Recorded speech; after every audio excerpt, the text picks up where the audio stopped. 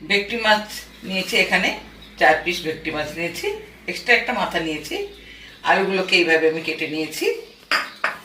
আর ফোড়নের জন্য নিয়েছি ইনগ্রিডিয়েন্টস কী কী বলে দিই।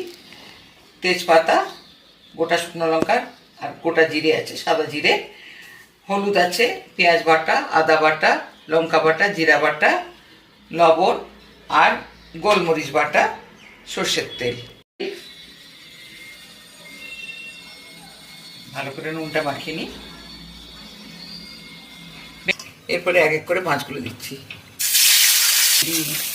তারপরে ভেটকি মাছের ফিশ ফিঙ্গার অনেক কিছু হয়ে থাকে, তো আমাদের নর্থ বেঙ্গল ভেটকি মাছটা একটু কম পাওয়া যায়।